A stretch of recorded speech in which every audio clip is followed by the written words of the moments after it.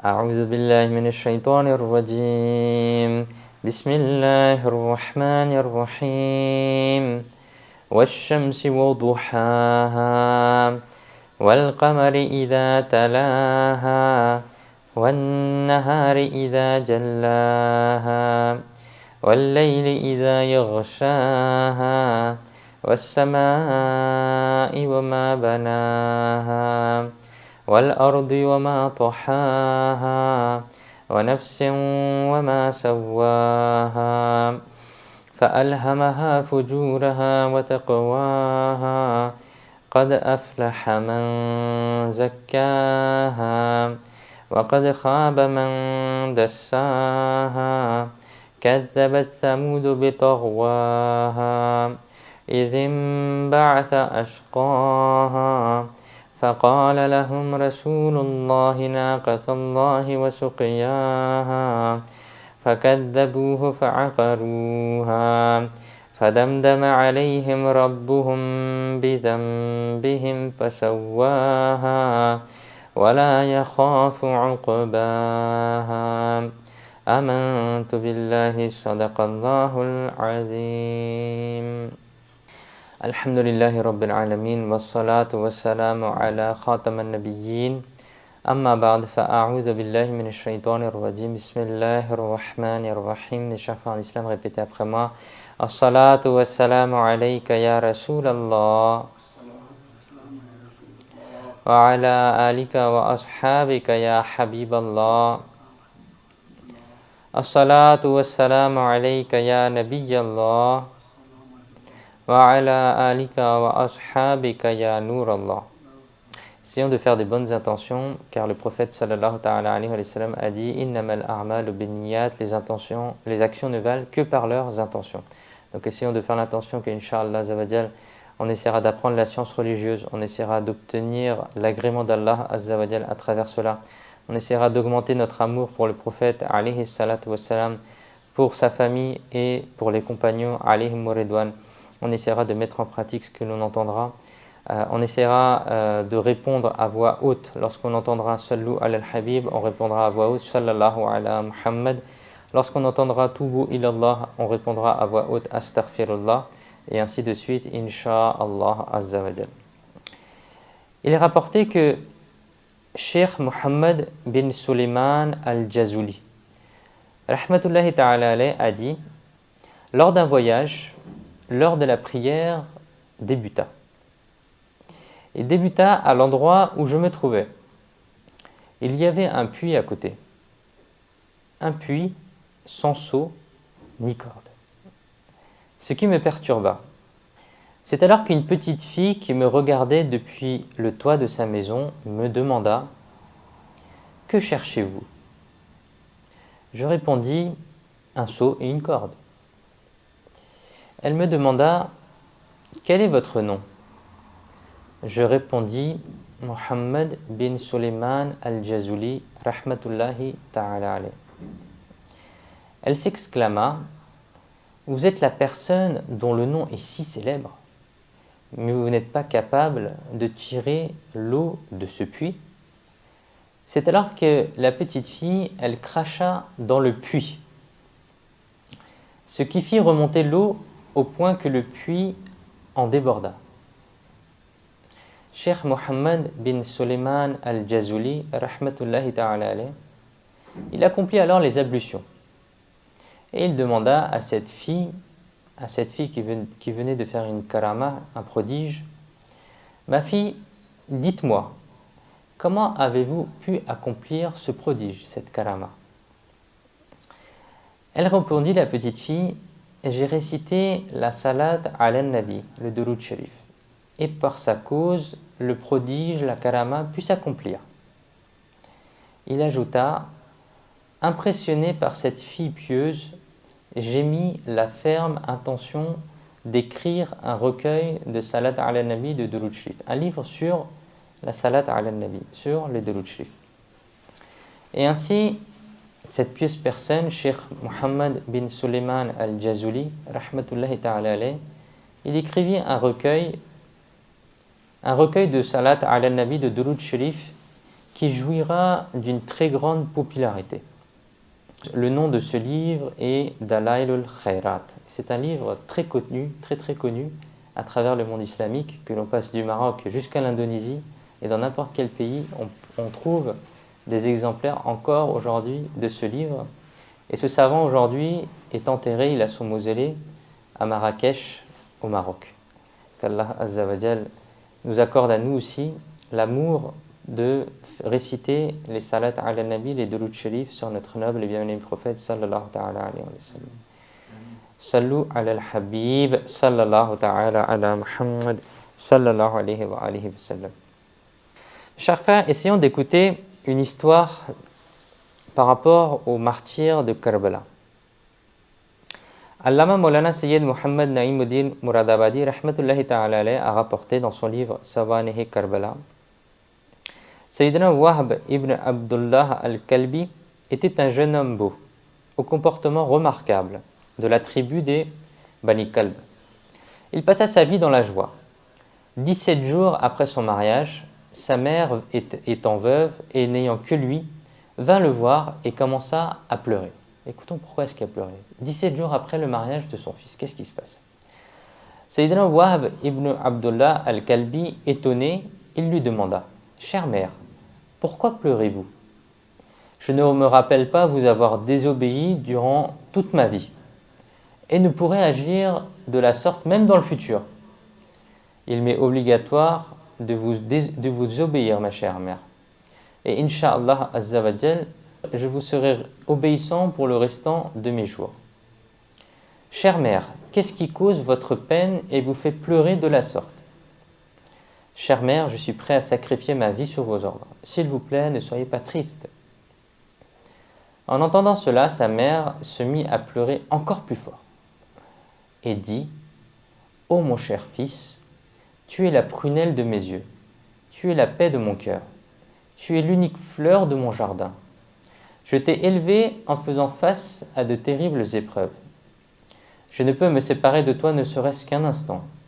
Mon cher fils, aujourd'hui, le petit-fils du noble prophète, sallallahu ta'ala alayhi wa sallam, le bien-aimé de Sayyidina Ali, karramallahu ta'ala wajhahul karim, le plus cher des fils de Sayyidatuna Fatima, radiyallahu ta'ala anha, subit une brutale oppression dans les plaines de Karbala.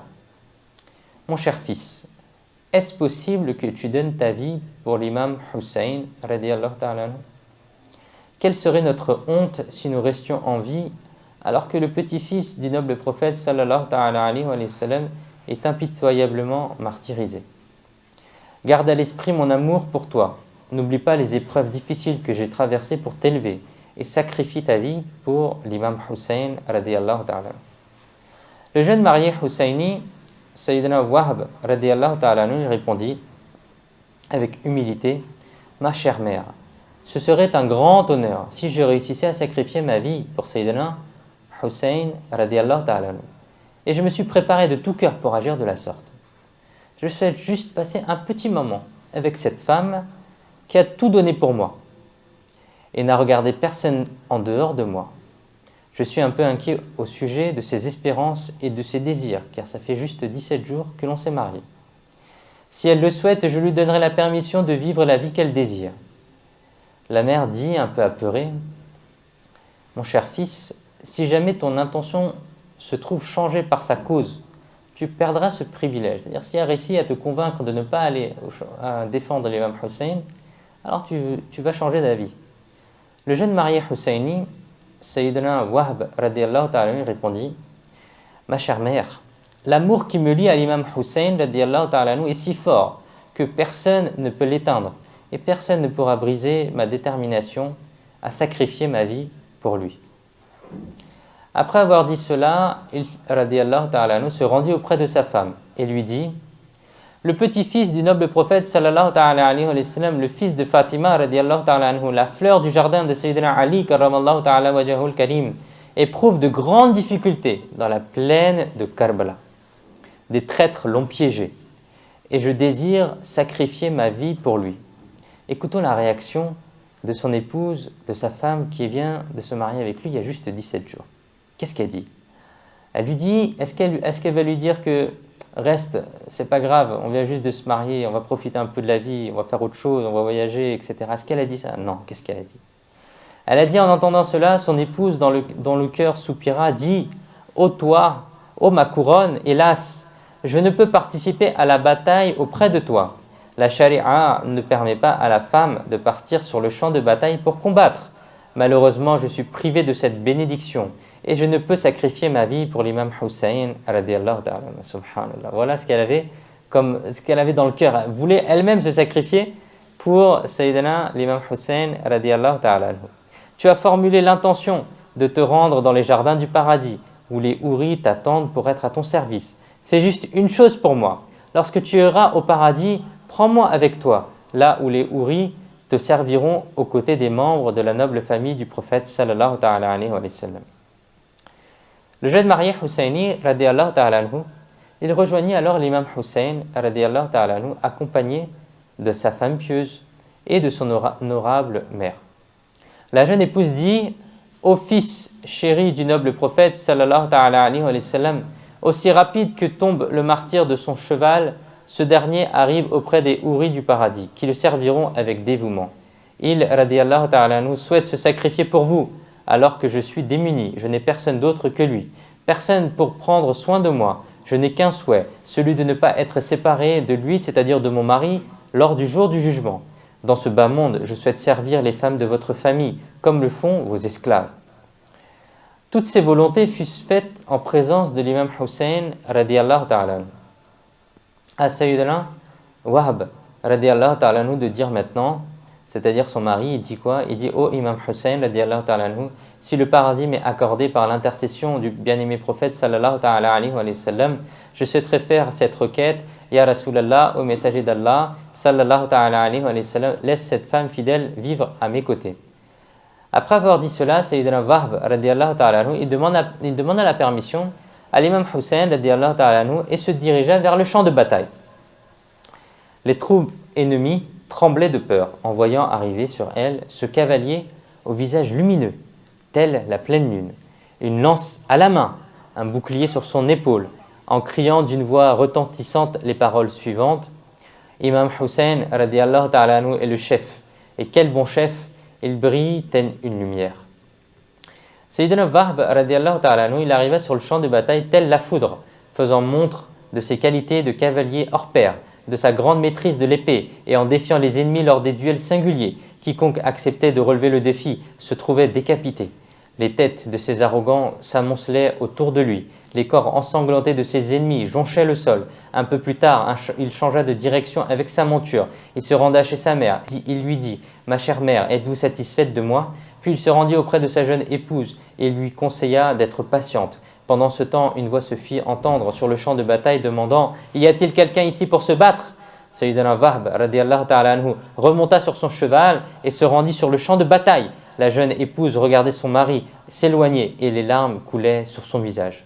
Sans perdre de temps, le jeune marié Husseini, il déboula sur le champ de bataille avec sa lance et son épée tel un lion. Le combattant était un célèbre et brave guerrier, un cavalier émérite, c'est-à-dire il savait se battre en face, du nom de Hakam bin Ibn Tufail. Il sauta de son cheval avec arrogance et Sayyidina Wahb radiyallahu ta'ala anhu, d'un coup de lance, le transperça et le jeta à terre. Le choc fut tel que ses os se brisèrent. Le tumulte gagna les deux armées. L'ennemi perdit le courage de se battre.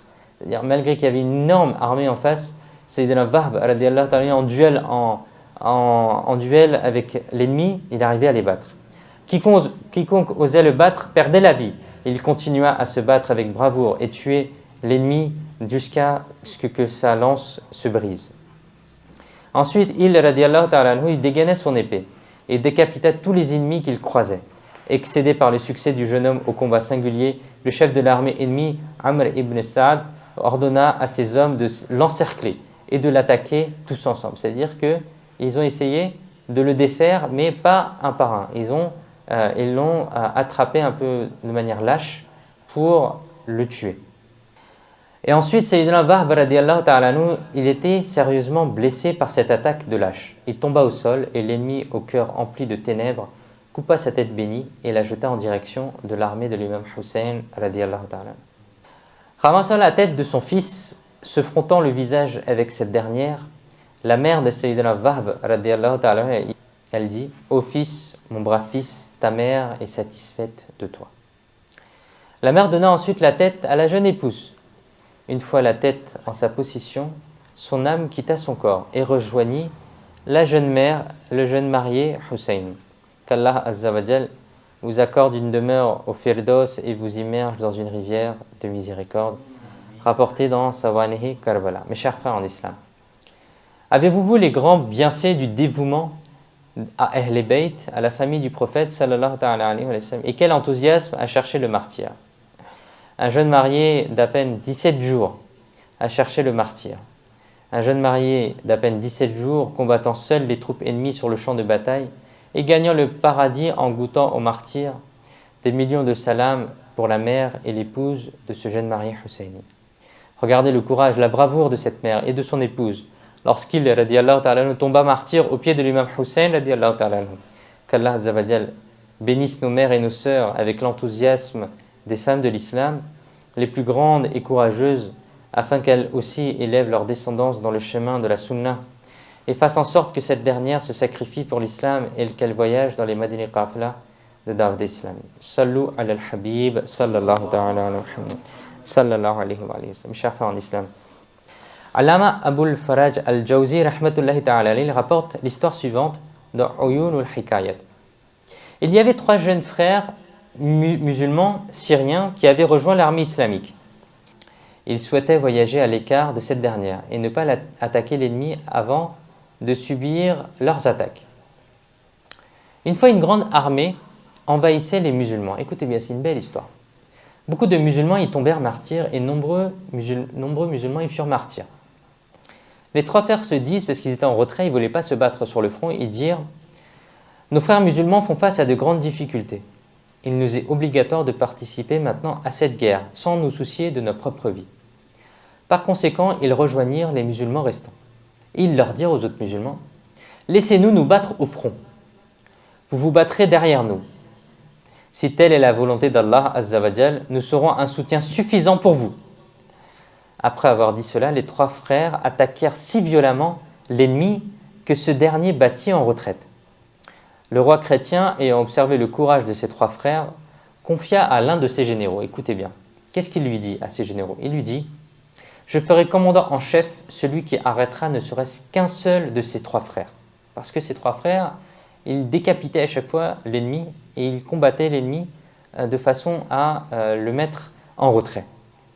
En entendant cela, l'armée chrétienne se mit à se battre avec vigueur. Elle reprit courage, au point de capturer les 3 frères vivants sans les avoir blessés. Le roi chrétien, comblé de joie, fit la remarque suivante. « Il n'y a pas plus grand butin que ces 3 jeunes hommes. » J'ai réussi à trouver que ces 3 jeunes hommes, c'était les plus puissants de l'armée musulmane, et j'ai réussi à les capturer, donc j'ai tout gagné. Après les avoir arrêtés, le roi ordonna à son armée de retourner à la capitale avec les 3 frères. En arrivant dans son pays, le roi les fit demander et leur dit « Si vous embrassez le christianisme, non seulement je vous donnerai mes filles en mariage, mais en plus, je ferai de mon royaume le vôtre dans le futur. » Mais les 3 frères, ils étaient fermes dans leur religion, et ils sont restés fermes sur leur foi. Les 3 frères y rejetèrent l'offre du roi et demandèrent secours au noble prophète sallallahu alayhi wa sallam. Ya Rasulallah al-Madad, Ya Rasulallah al-Madad, Ya Rasulallah al-Madad. Ya Rasulallah, venez-nous en aide. Ya Rasulallah, venez-nous en aide. Ô messager d'Allah, venez-nous en aide. Et le roi y demanda à ses courtisans ce que les 3 frères venaient de dire. Les courtisans y répondirent, ils demandent secours à leur prophète. Le roi dit aux 3 frères, si vous n'acceptez pas mon offre, je ferai venir 3 grands chaudrons remplis d'huile bouillante et je vous jeterai dedans. Puis il leur donna de faire chauffer 3 chaudrons pendant 3 jours. Chaque jour, les 3 frères furent amenés près des chaudrons bouillants, et le roi essaya de les convertir au christianisme, en leur promettant pouvoir et mariage avec des princesses. Mais ils refusèrent à chaque fois l'offre. Ils étaient fermes sur leur foi. Et les 3 jours, ils passèrent comme ça. Et le roi, il appela le plus âgé des frères et il réitéra son offre. Il dit, soit tu acceptes le christianisme, soit Yassé, grands bouillons qui sont prêts pour vous. » Mais il continua à refuser. Le roi menaça de le jeter dans l'huile bouillante, mais il refusa encore. Pris de colère, le roi le fit jeter cette fois dans l'huile bouillante.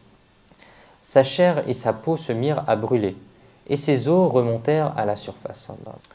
Le roi procéda de la même manière avec le deuxième frère et le fit jeter dans l'huile bouillante.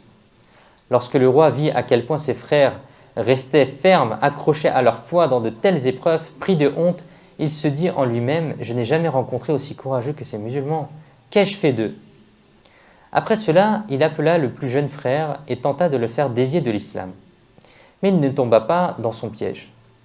Pendant ce temps, un courtisan il arriva et il lui dit « Ô mon roi, si je le piège, moi, pour le convertir au christianisme, quelle sera la récompense ?» Et le roi il répondit « Je te ferai commandant en chef de mon armée. » Et le courtisan il l'accepta. Il dit « Ok, on va essayer de dévier cette personne de l'islam, on va essayer de le changer de religion. » Et le roi il demanda alors « Comment vas-tu le piéger? Comment est-ce que tu vas essayer de l'avoir ?» Il répondit « Ô mon roi, il est connu que les Arabes nourrissent un grand intérêt pour les femmes. Tout Romain a connaissance que l'une de mes filles est la plus belle femme de tout l'Empire. Livrez-moi ce jeune homme, je lui ferai rencontrer ma fille en tête à tête et elle réussira par sa beauté et ses charmes à le séduire. » Le roi, il a donné alors 40 jours à cette personne. Et le roi, il lui livra la personne.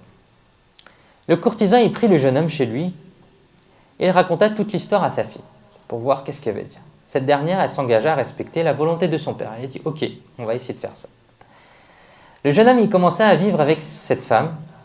Alors le jeune homme, il était pieux et il était ferme sur sa religion. Qu'est-ce qu'il faisait? Le jour, il jeûnait. La nuit, il priait. Et il faisait des prières surrogatoires durant la nuit. Lorsque la grâce arriva à échéance, c'est-à-dire les 40 jours étaient presque complets, le roi il avait donné 40 jours. Les 40 jours, ils étaient en train de se terminer. Le roi demanda à son courtisan si son plan avait marché. Ce dernier se rendit alors chez lui et questionna sa fille. Elle fit remarquer qu'elle avait échoué, que le jeune homme ne montrait aucun intérêt pour elle. Elle expliqua que peut-être la raison en était qu'il a vu ses deux frères être tués et que c'est peut-être à cause de ça qu'il ne s'intéressait pas à elle.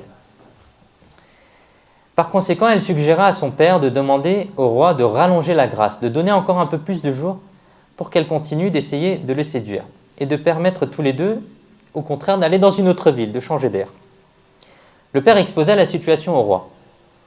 Et ce dernier, il l'autorisa, il leur permit de se rendre même dans une autre ville. Il dit « Ok, allez voir ailleurs. » Là-bas encore, le jeune homme garda exactement les mêmes habitudes.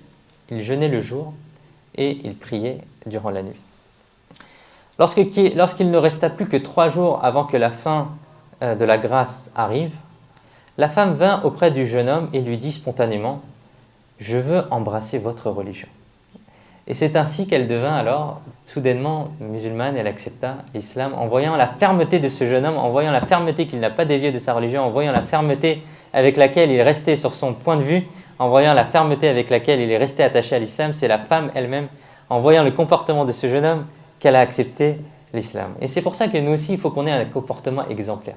Il faut qu'on ait un comportement exemplaire. C'est-à-dire qu'il ne faut pas qu'on dévie déjà, ça c'est une chose. Et deuxième chose, c'est qu'il faut qu'on montre le bon exemple dans notre manière, dans notre comportement. Il ne faut pas s'énerver à tout bout de champ. Pourquoi elle me provoque celle-là? Pourquoi ceci? Pourquoi cela? Non, on baisse les yeux, on passe notre chemin. On baisse les yeux, on passe notre chemin. Il y a des affiches qui sont mauvaises, on baisse nos yeux, on passe notre chemin. Il y a des femmes qui ne sont pas bien habillées, on baisse nos yeux, on passe le chemin. C'est-à-dire qu'il faut essayer de combattre notre nafs, essayer de combattre nos envies. Il faut qu'on essaye de combattre nos mauvaises pensées, etc. Et si on essaye continuellement de faire cela, alors Inch'Allah, on essaiera de battre notre nafs ammara, c'est-à-dire le nafs qu'on a, qui nous pousse à faire des mauvaises actions et qui nous empêche de faire des bonnes actions. Et cette nafs, il faut essayer d'apprendre à la contrôler. C'est comme ça que les soufis aussi, ils luttaient contre leur nafs. Ils luttaient et c'est comme ça qu'ils essayaient de tuer leur nafs. Ils allaient à l'encontre de leurs envies, ils allaient à l'encontre de leur volonté. J'ai envie de manger ça? Non, aujourd'hui je veux manger ça. Ils avaient envie de faire quelque chose, ben, ils allaient à l'encontre. Pourquoi? Pour dompter leur nafs, pour essayer de dompter leurs envies et qu'ils soient maîtres finalement d'eux-mêmes et ils n'aient pas à combattre quelque chose qui soit mauvais pour eux. Et comme ça, après le nafs, il se transforme en une autre nafs qui est une nafs qui est bonne, qui pousse vers les bonnes actions. Et souvent, le musulman, il y a trois types de nafs. Il y a notamment la nafs ammara, dans laquelle la plupart d'entre nous, on est plongé malheureusement, où on est tout le temps en train d'essayer de se battre pour faire nos prières, on est tout le temps en train d'essayer de se battre pour faire des bonnes actions, on est tout le temps en train d'essayer de se battre pour combattre les péchés. Parfois, on essaie de se protéger les yeux, parfois on essaie de se protéger les mains, parfois on essaie de se protéger. Ça, c'est le nafs ammara, c'est-à-dire qu'on est encore en train de lutter. On n'a pas encore passé l'étape suivante où le nafs, il est dompté et le nafs, il est sous notre contrôle et il nous pousse vers les bonnes actions au contraire. Bref. Ensuite, qu'est-ce qu'il s'est passé? La femme, elle a accepté l'islam. Ils élaborèrent ensuite un plan pour s'échapper. La femme, elle ramena 2 chevaux et ils se dirigèrent tous les deux vers l'empire musulman. Ils allaient dans la direction de l'empire musulman. Et une nuit, ils entendirent le son de chevaux derrière eux. Ils se disent « Ah, quelqu'un nous pourchasse peut-être ». La femme soupçonnait être suivie par des soldats chrétiens. Cette dernière dit au jeune homme « Prie ton Créateur auquel j'ai cru afin qu'il nous sauve de nos ennemis ». Lorsque le jeune homme se retourna, il fut choqué de découvrir ses 2 frères martyrs chevauchant accompagnés d'un groupe d'anges. Le jeune homme leur passa le salam et prit de leurs nouvelles. Ils dirent par un unique plongeon, nous sommes entrés au Jannat al-Firdaus. C'est-à-dire après qu'on nous ait mis dans le bouillon, par un unique plongeon, on est arrivé nous, ou après la mort directement, on est arrivé dans le Jannat al-Firdaus, dans le paradis, le plus haut degré du paradis qui est al-Firdaus. Et Allah Azza wa Jal nous a envoyés auprès de toi. Après avoir dit cela, ils s'en allèrent. Le jeune homme, accompagné par cette femme, arrivèrent en Syrie, où ils se marièrent et s'y installèrent. Cette histoire des 3 frères devint très célèbre en Syrie et des poésies furent écrites en leur nom. Voici un vers provenant d'une de ces poésies. Qu'est-ce qu'il est dit? La traduction, c'est par la bénédiction de la vérité, Allah Azza wa Jal bénira le véridique par le salut, dans la vie comme dans la mort. Rapporté dans Uyunul Hikayat, subhanallah. Ça, c'était une belle histoire, qu'Allah Azza wa Jal leur fasse miséricorde et nous pardonne par leur entremise, par leur degré. Amin. Bijahi khatam al-nabiyyin sallallahu ta'ala alayhi wa sallam. Sallu ala al-habib sallallahu ta'ala ala Muhammad sallallahu alayhi wa sallam. Mes chers frères en islam, regardez comment ces 3 frères sont restés fermes sur leur foi. C'est une belle histoire. Une fois profondément enracinés dans leur cœur, ils furent de sincères et serviteurs du noble prophète sallallahu ta'ala alayhi wa sallam. Les 2 grands frères ont gagné le paradis éternel en goûtant au martyr, alors que le 3e ne posa jamais le regard sur la plus belle femme de Rome. En lieu et place de cela, il occupa ses jours et ses nuits dans des actes d'adoration. De cette manière, le chasseur se retrouva chassé. Nous pouvons aussi retenir de cette histoire que le fait de demander secours au noble prophète sallallahu ta'ala alayhi wa sallam en utilisant la formule « Ya Rasulallah » « Ô messager d'Allah, venez à notre aide »,« Ô messager d'Allah, venez à notre aide » est une pratique ancrée chez les musulmans du passé. Et c'est pour ça qu'il faut faire attention à notre regard aussi. Parce que la première chose qui fait que l'homme y pêche, c'est le regard. Et ensuite, après, les autres organes, les autres parties du corps, elles vont commencer à faire des péchés. Donc la première chose qu'il faut préserver, c'est quoi? C'est le regard et la pensée.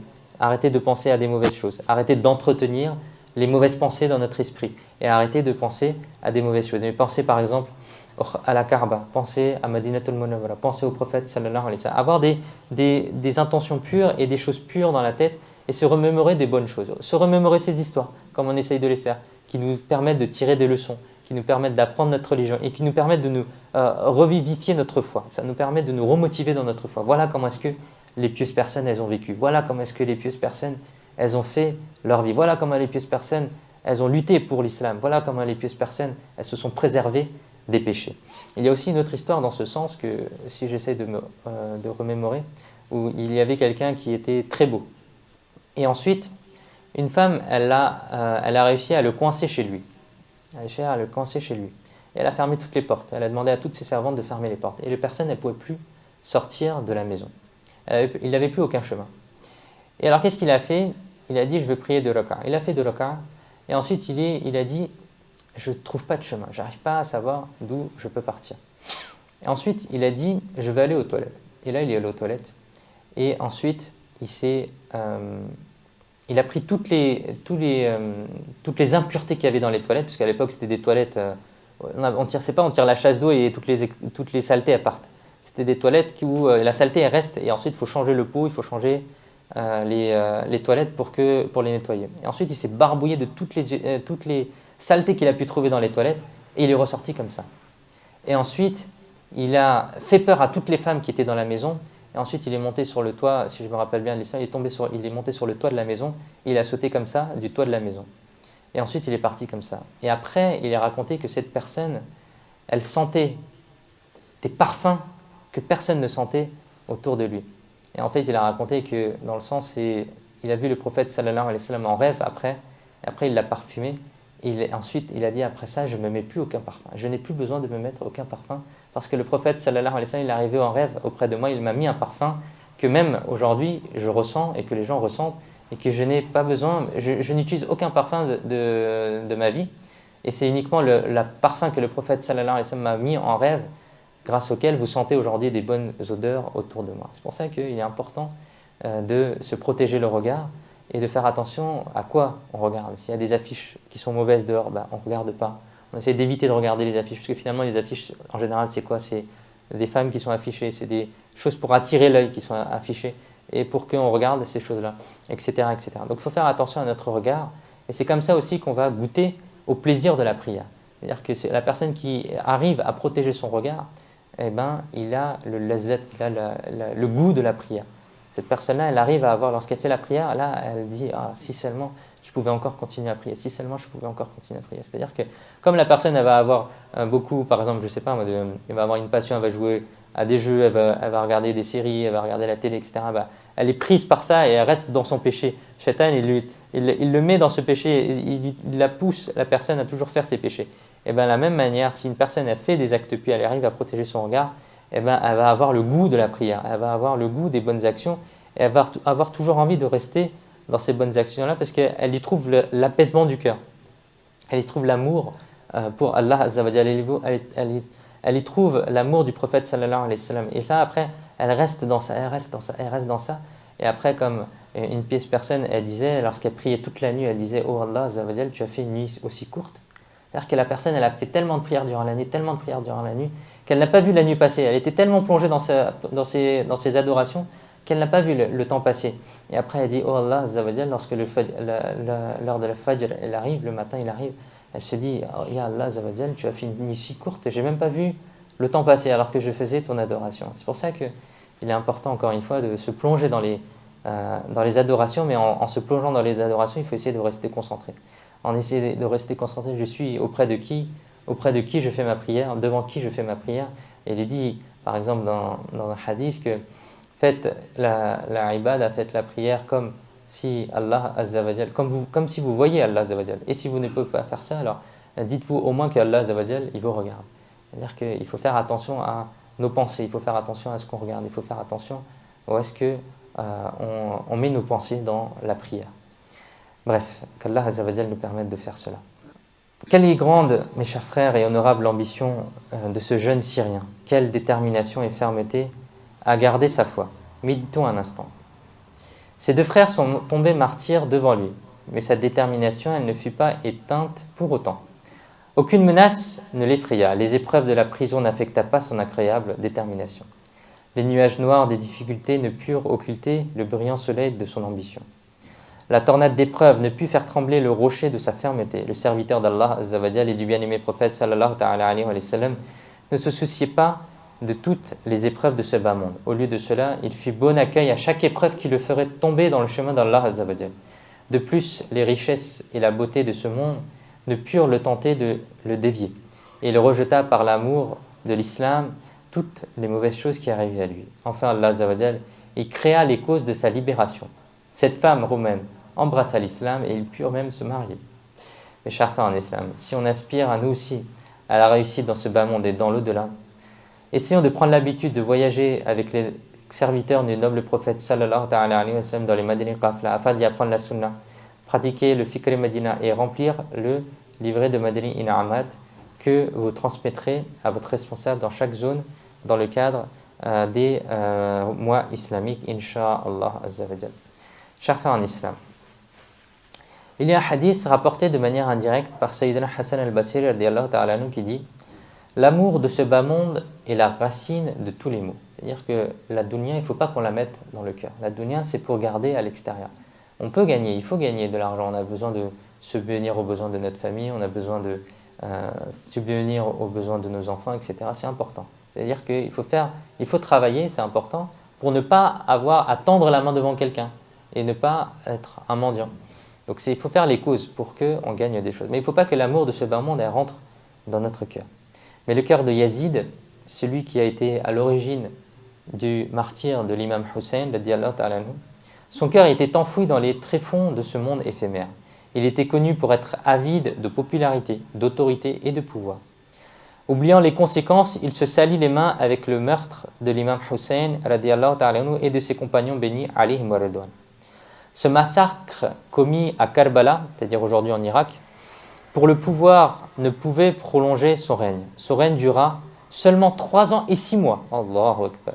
Et il mourut à l'âge de 39 ans en Syrie, durant le mois de Rabi'ul Nur, Rabi'ul Awwal, en l'an 64 après l'Hégire, à une place appelée Huwarin dans la ville de Hams. Une des causes de sa mort mentionnée par les Yazidis, par les gens de Yazid, serait qu'il tomba amoureux d'une Romaine, mais que cette dernière le détestait. Un jour, elle le piégea. Elle piégea Yazid en l'emmenant dans une zone désertique, lui laissant croire qu'il pouvait se passer quelque chose entre eux. La brise fraîche de cet endroit désert excita Yazid, mais la femme lui dit qu'une personne déloyale envers le petit-fils du noble prophète sallallahu ta'ala alayhi wa sallam ne pourrait jamais avoir sa confiance. Après avoir dit cela, elle le poignarda à plusieurs reprises à l'aide d'un couteau, puis le laissa sur place. Ça, c'est une des versions qui est rapportée. Quelques jours plus tard, les vautours et les corbeaux, ils se délectèrent avec son cadavre, ils ont commencé à manger le cadavre de Yazid. Finalement, ses compagnons retrouvèrent le cadavre, creusèrent un trou et y jetèrent les restes de son corps pourri. De la même manière, les complices de Yazid qui massacrèrent les Ahl Bayt, c'est-à-dire les gens de la famille du prophète, sallallahu ta'ala alayhi wa sallam, ils eurent aussi une horrible fin. Après Yazid, la plus grosse brute parmi ces criminels fut Ubaydullah ibn Ziyad. C'était le gouverneur de la région qu'on appelle Koufa. Koufa, c'est des villes, Basra, Koufa, Karbala, c'est des villes qui existent encore aujourd'hui, qui sont en Irak. C'est lui qui ordonna de torturer l'imam Hussein radiyallahu ta'ala anhu et les Ahl Bayt alayhim wa ridwan. Ibn Ziyad fut assassiné 6 ans après, jour pour jour, le 10 Muharram de l'an 67 après l'Hégire, par les hommes d'Ibrahim ibn Malik. Revanche initiée par Mukhtar Thaqafi sur les bords de l'Euphrate. Les soldats lui coupèrent la tête et la présentèrent à Ibrahim, qui l'envoya à Mukhtar à Koufa. Le gouverneur de Koufa fit célébrer l'événement et exposa la tête Ziyad à la place même où elle était, celle de l'imam Hussein radiyallahu ta'ala anhu 6 ans plus tôt. C'est-à-dire que le gouverneur de l'époque, il a fait couper la tête de Ziyad, il a pris la tête de Ziyad et ensuite il l'a mis sur un endroit où la tête de l'imam Hussein, la tête bénie de l'imam Hussein radiyallahu ta'ala anhu, elle avait été mise 6 ans plus tôt. La revanche a été prise. Il n'y avait personne pour pleurer ces malfaiteurs. Les chants célébraient la mort de Ibn Ziyad. Imara ibn Umair rapporte dans un hadith authentique qui dit que lorsque la tête de Ubaydullah ibn Ziyad était placée avec celle de ses compagnons, il vint vers eux. Soudain, tout le monde se mit à crier « Ça vient, ça vient !» Ils virent un serpent s'approcher. Il se faufila entre les têtes et s'approcha de la tête de Ibn Ziyad, entra un moment dans sa narine, puis se retira. Tout le monde criait à nouveau « Ça vient, ça vient !» Et la même chose se reproduit 2 ou 3 fois, rapporté dans Sunan al-Tirmidhi. Ibn Ziyad, Ibn Sa'ad, Shimr, Qais ibn Ashat, Kandi, Khulu ibn Yazid, Sanan ibn Anas Nakhi, Abdullah ibn Qais, Yazid bin Malik et tous les autres condamnés qui contribuèrent au martyre de l'imam Hussein, ils firent tous face à une mort horrible et les chevaux piétinèrent leurs cadavres. Mukhtar Thaqafi débarrassa la surface de la terre de tous les Yazidis. Les oppresseurs qui n'étaient pas au courant que le noble sang des martyrs causa leur destruction, que le royaume des Yazidis fut broyé en 1000 morceaux et que tous les gens ayant participé au meurtre de l'imam Hussein, radiyallahu ta'ala anhu, ils furent assassinés. Ceci se passa sur la même rive de l'Euphrate, le même jour de Ashura, le même groupe d'oppresseurs et les chevaux de Mukhtar les piétinèrent. La majorité ne put bénéficier de ce traitement, leurs mains furent coupées, les chevaux confisqués, ils furent ligotés, les cadavres étaient pourris et tout le monde les avait en horreur. Les gens se réjouissaient de leur mort. Durant la guerre, ils furent des milliers, mais finirent par avoir la frousse et s'enfuir tels des eunuques. Ils étaient faits comme des rats, éprouvant des difficultés à prendre la fuite. Lorsqu'on les retrouva, ils furent tous tués sur le champ. Ils furent haïs et condamnés dans ce monde et dans le jour du jugement. Mes chers frères en islam, personne ne pouvait être au courant de la volonté et des plans cachés d'Allah Azza wa Jal. à son sujet. Bien que Mukhtar al-Thaqafi tua tous les assassins de l'imam Hussein radiyallahu ta'ala anhu, et il gagna le cœur des serviteurs de l'imam Hussein radiyallahu ta'ala anhu, mais sa mauvaise destinée triompha de lui. Il déclara être un prophète et avoir reçu les révélations. Allah, qu'Allah Azza wa Jalla nous protège de cela. Comment un tel serviteur de Ahl Bayt peut s'égarer et devenir murtad, c'est-à-dire une personne qui a quitté l'islam? Est-ce qu'un faux prophète est capable d'accomplir des choses aussi merveilleuses? C'est une question qu'on peut se poser. Allah Azza wa Jalla, mes chers frères, ne dépend de personne. Nous devrions tous craindre sa volonté cachée. C'est-à-dire, malgré qu'il a fait une bonne action, malgré que cette personne, il a tué les meurtriers de l'imam Hussein, sa fin, elle fut épouvantable. Il s'est déclaré prophète. Et ensuite, il a été murtad, c'est-à-dire il est sorti de l'islam et il a déclaré avoir même reçu la révélation. Il s'est déclaré un faux prophète. Mes chers frères, nous devrions tous craindre sa volonté cachée, car personne ne sait ce qui pourrait lui arriver. On ne sait pas si on va mourir sur l'islam, mais il faut faire toujours dua qu'Allah Azza wa Jal va nous faire mourir sur l'islam. Il faut toujours avoir cette crainte, mais il faut toujours faire dua et avoir l'espérance qu'Allah Azza wa Jal va nous pardonner. Shaitan aussi, par exemple, il était très instruit. Il était obéissant, il était pieux. Il a été élevé au rang des anges, Iblis. Il a adoré Allah Azza wa Jal pendant des milliers d'années. Mais il fut prédestiné à une toute autre fin et il fut maudit. Il a été mécréant. Bala'am bin Ba'ura était aussi instruit, obéissant, pieux, et ses avocations étaient toutes exaucées. Il faisait partie des gens d'un très haut statut où à chaque fois qu'il levait les mains, sa dua, elle était exaucée. Il connaissait les Ism al-Azam. Son haut degré de spiritualité lui permit même de voir le Arsh, c'est-à-dire le trône. Mais il fut prédestiné à une mauvaise fin. Il mourut sans un atome de foi et entra en enfer sous la forme d'un chien. Ibn Saqa était le plus intelligent des savants et un très grand orateur. Il devint irrespectueux envers le Raus, c'est-à-dire le pôle de son temps. Il tomba amoureux d'une princesse chrétienne, se convertit au christianisme et mourut dans cet état. Allah Azza wa Jal a révélé à son bien-aimé prophète sallallahu alayhi wa sallam: j'ai tué 70 000 personnes pour le meurtre de Sayyidina Yahya ibn Zakaria. Je vais en tuer le double pour ton petit-fils. L'histoire révèle qu'Allah Azza wa Jal fit venger l'assassinat injuste de Sayyidina Yahya ibn Zakaria par un oppresseur tel que Bakht et Nasr, qui clamait être Dieu lui-même. De même, Allah Azza wa Jal envoya le menteur Mukhtar al-Thaqafi pour venger le meurtre injuste de l'imam Hussein radiyallahu ta'ala anhu. Seul Allah Azza wa Jal connaît ses stratégies. Basé uniquement sur son intention, il Azza wa Jal fait en sorte que des oppresseurs tuent des oppresseurs. C'est-à-dire qu'il arrive parfois que même des oppresseurs, des mécréants, des murtad, ils fassent des bonnes actions, mais ils n'en auront pas la récompense. Mais derrière, ils deviennent eux-mêmes des oppresseurs. Par ailleurs, Allah Azza wa Jal, il dit dans Surat Al-An'am, verset 129, et nous donnons autorité à certains oppresseurs sur d'autres, à cause de ce qu'ils ont acquis. Le bien-aimé et béni prophète sallallahu alayhi wa sallam a dit: certes, Allah Azza wa Jal secourt l'islam, même avec un transgresseur, même avec quelqu'un qui est mauvais. Allah Azza wa Jal, il secourt l'islam. Donc ça ne veut pas dire que quelqu'un il secourt l'islam et c'est directement une bonne personne, c'est directement quelqu'un de bien. Mais il faut qu'il se méfie et il ne sait pas quels sont les plans cachés d'Allah Azza wa Jal. Il faut toujours craindre ce que Allah Azza wa Jal il a réservé pour nous. Nous devons toujours craindre sa volonté. Nous devons éviter d'être fiers dans notre science, dans notre éducation, dans notre statut et dans notre physique. Il faut toujours essayer de rester humble. De même, il est vital d'éviter la vantardise et l'autosatisfaction, car nous ne savons pas ce que Allah Azza wa Jal il nous a prédestiné. Nous devons craindre de perdre notre foi, parce qu'il y a beaucoup d'exemples dans l'histoire où les gens ils ont perdu leur foi, ils ont perdu. Même au dernier moment avant de mourir, certaines personnes elles ont rejeté l'islam. Elles ont dit non, moi je ne crois plus dans le Coran, moi je ne crois plus dans l'islam, etc. Donc on ne sait pas ce que Allah Azza wa Jal nous a préservé. C'est pour ça qu'il faut rester humble. Il faut rester humble et il faut avoir peur et craindre les plans d'Allah Azza wa Jal, afin de développer l'esprit qui permet de sauvegarder l'iman, de se dévouer au plus noble des prophètes sallallahu alayhi wa sallam, à ses descendants, à ses compagnons alayhim wa ridwan, afin d'apprendre les sciences islamiques, de s'abstenir des péchés et d'être récompensés. Tous les frères islamiques devraient voyager en compagnie des serviteurs du noble prophète sallallahu alayhi wa sallam dans les Madinah Qafla de Da'wat Islami, au moins 3 jours par mois. Mettre en pratique le fiqh Madina.